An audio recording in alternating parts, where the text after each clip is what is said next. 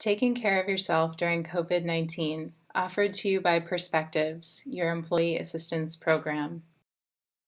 Hi, my name is Marcella. I'm a therapist with Perspectives, your employee assistance program. And today I'd like to spend some time discussing what impacts of COVID-19 may have on your well-being. We'll go over some strategies to alleviate the short and long-term consequences of this prolonged stress.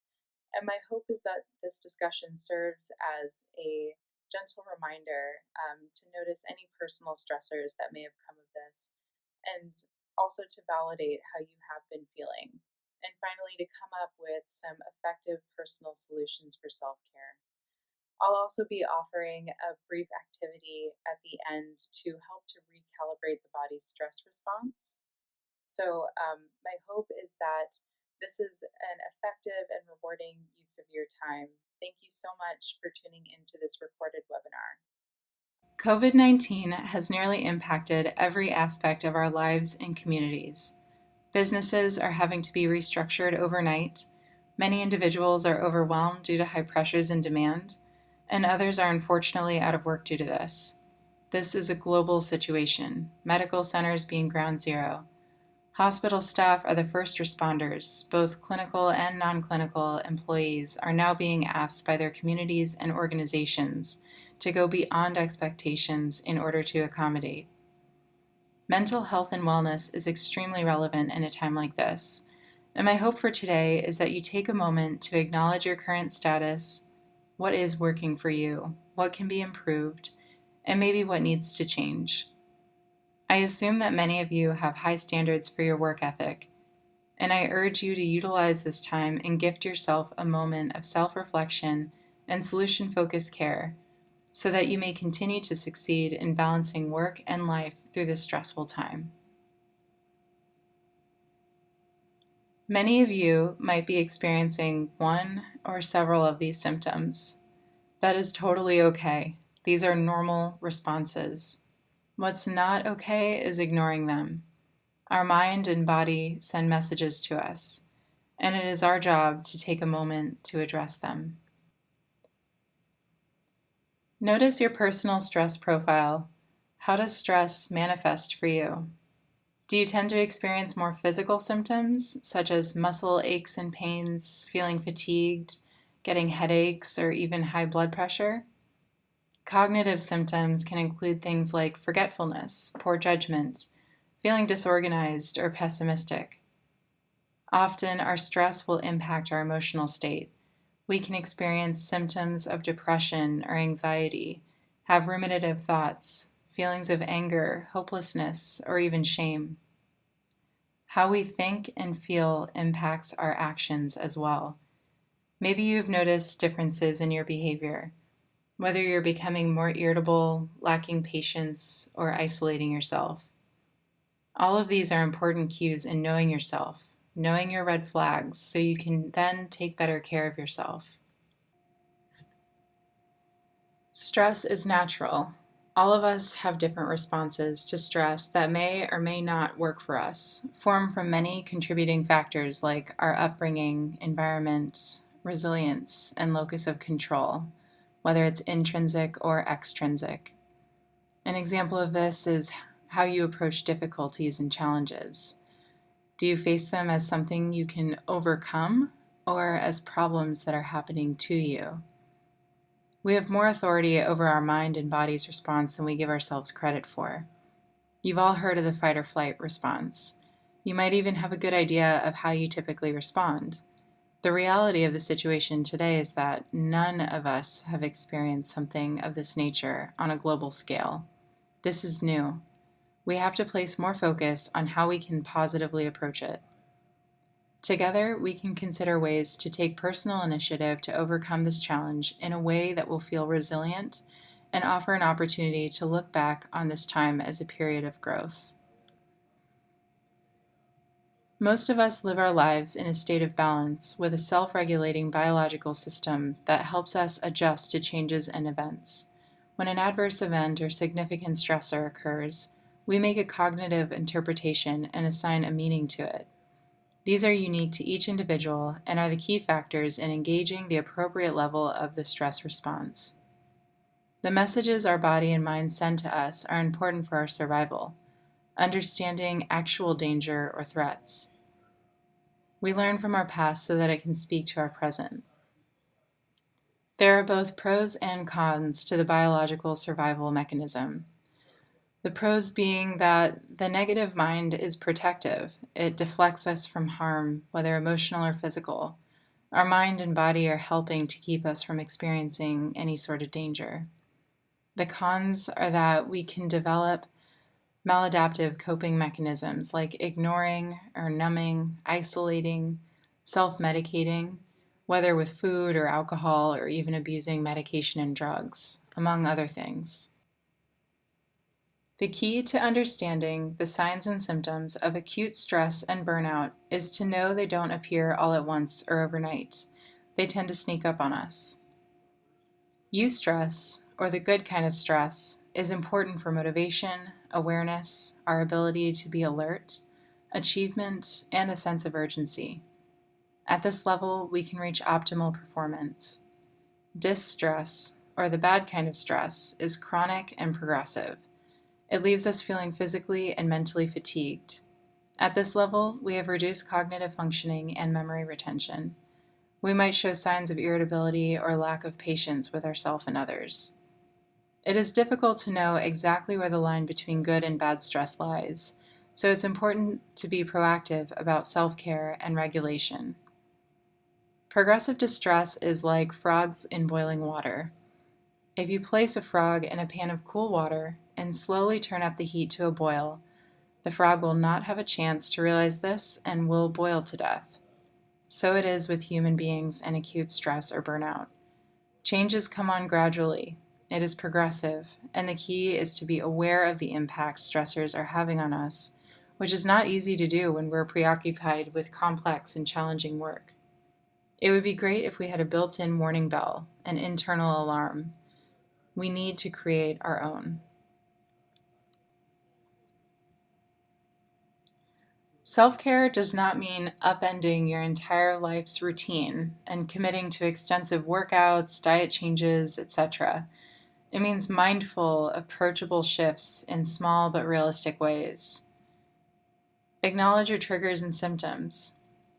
Know yourself. It is important to notice anything from the past that may play a role in how you respond to potential triggers in the present.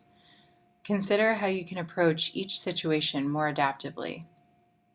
Keep things in perspective, mindfully taking one thing at a time and focusing your attention on the task at hand.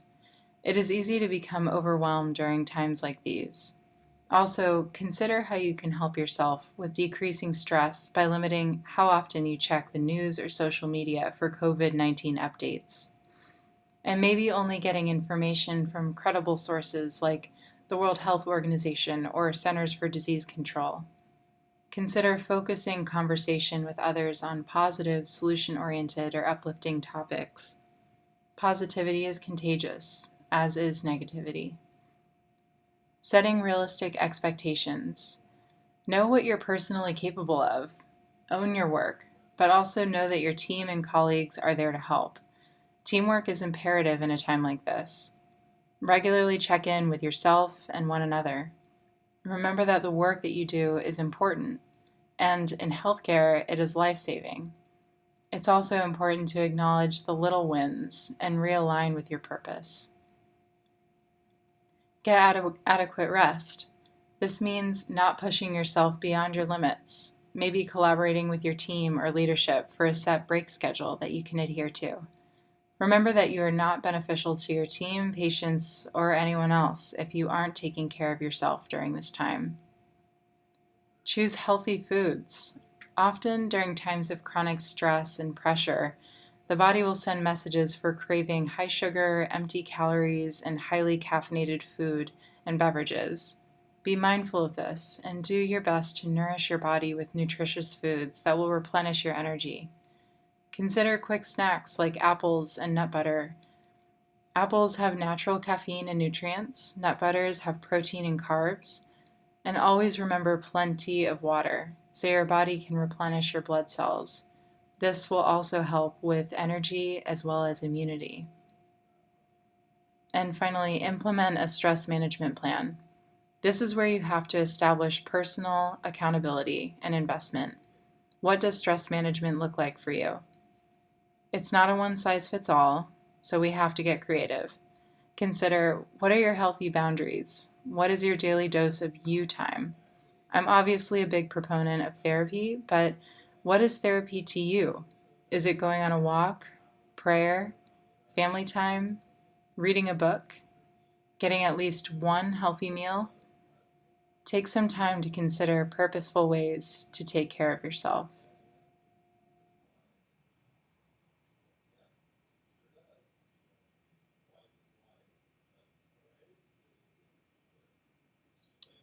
Deactivating the stress response. Here are some convenient evidence-based strategies for stress reduction.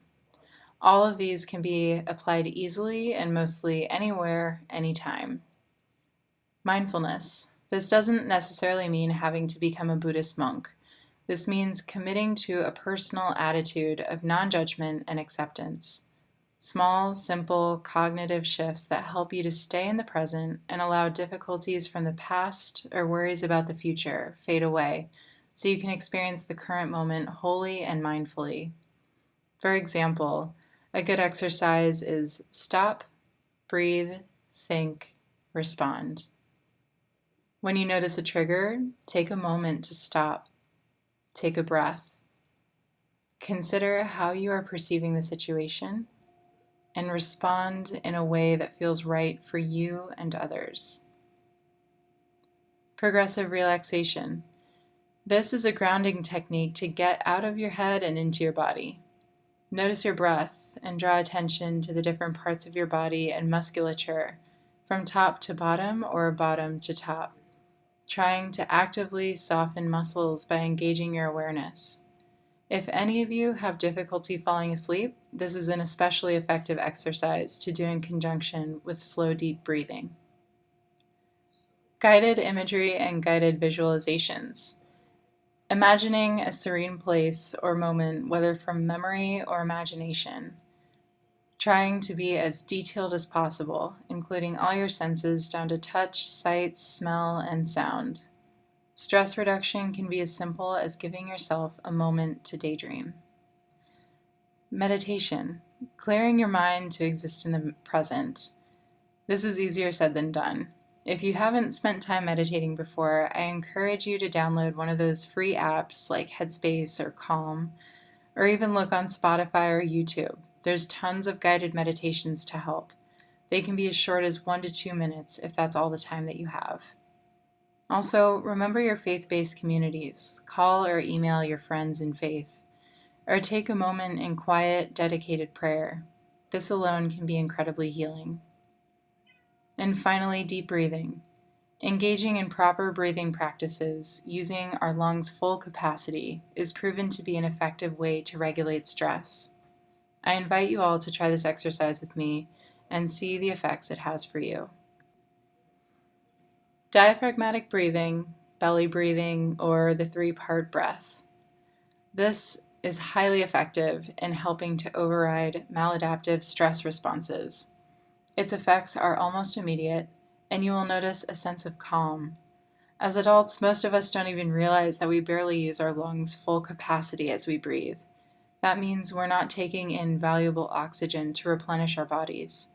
If you've ever witnessed a baby breathing, it looks like their whole body is expanding with each inhale. As adults, we have to actively relearn this breathing strategy. As you can see, this way of breathing has many benefits. We can take control over our body's stress response to override the adrenal and sympathetic nervous systems.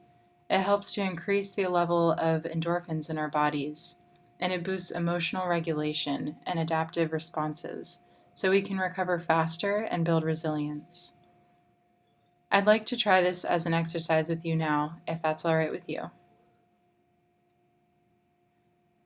Wherever you are, I invite you to be seated comfortably, maybe with both of your feet flat on the floor, back and neck relatively straight and relaxed, Arms at your side, resting on armrests or gently placed on the tops of your legs.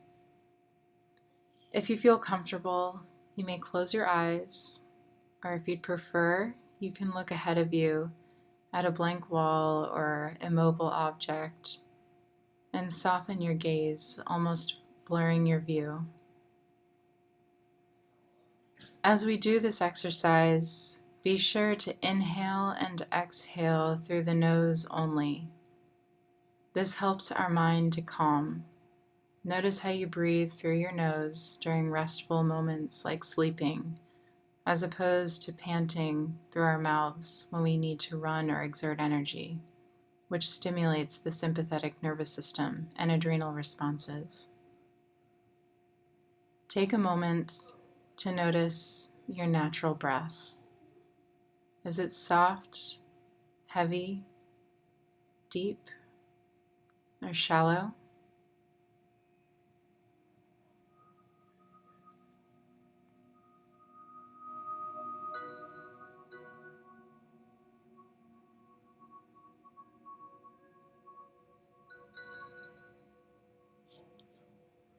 Now, on your next inhale, I invite you to slowly breathe deep into your belly, expanding it like a balloon.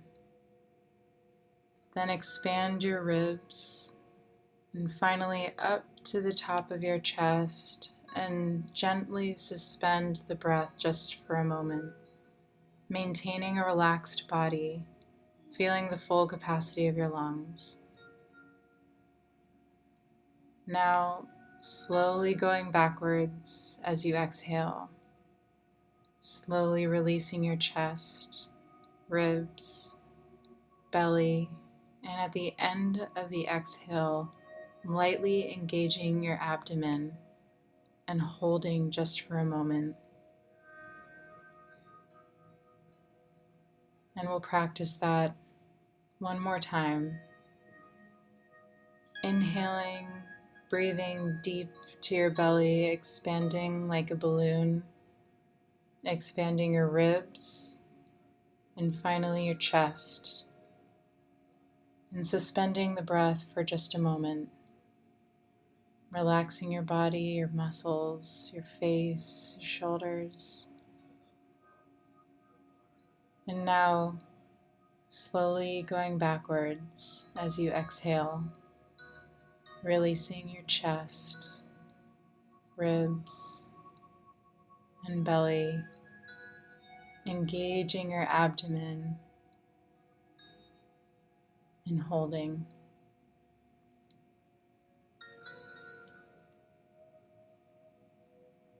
Again, inhale,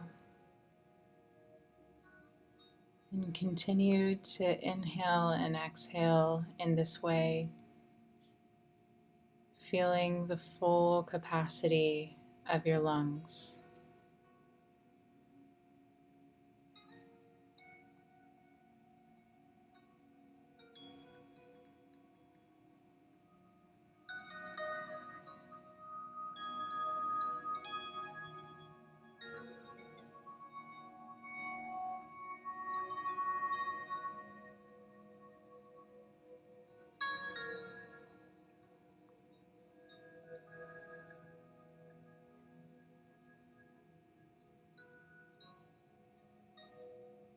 As you continue to slowly and deeply breathe, notice any changes or sensations you feel in your body. If there's discomfort, allow yourself to notice and maybe soften or release the tension.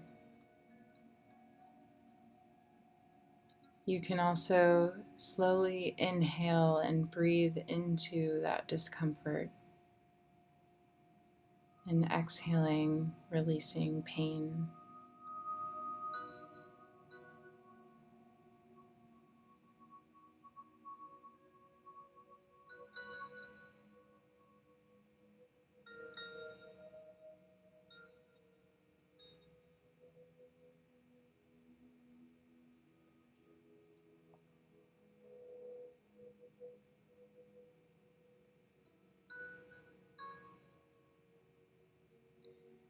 You can even apply a count to your breathing, inhaling for 4 seconds, holding for 4, exhale for 4, and hold for 4.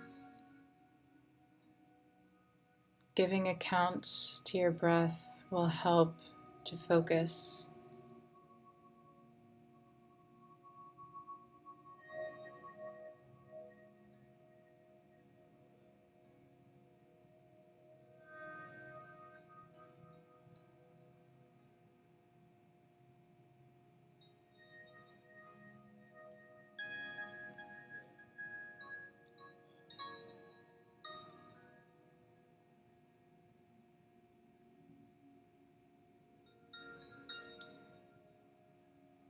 Now, I invite you to engage in some light neck rolls. Remember to tune in to your own body, what feels comfortable to you. So on your next inhale, allow your neck to roll slowly to the left and back, coming around to the right, and exhale as you gently roll forward.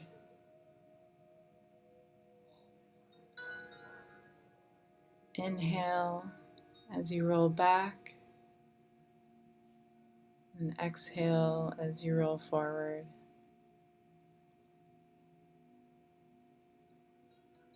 Actively relaxing your throat and shoulders, noticing if there's any tension or stiffness and attending to it. And reverse the rotation when you feel comfortable.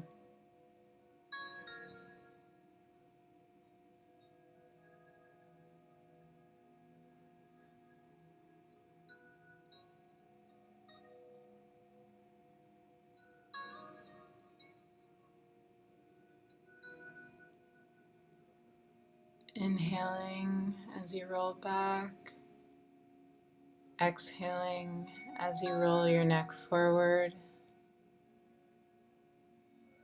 And when you're ready, return your neck and head to the center. Strongly inhale from your nostrils, wiggle your toes and fingers, roll your shoulders back, and then exhale with sound slowly.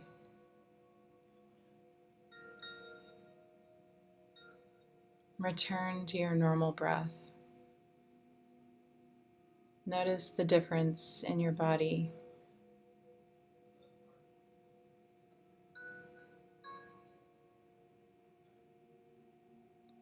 You may open your eyes when you're ready.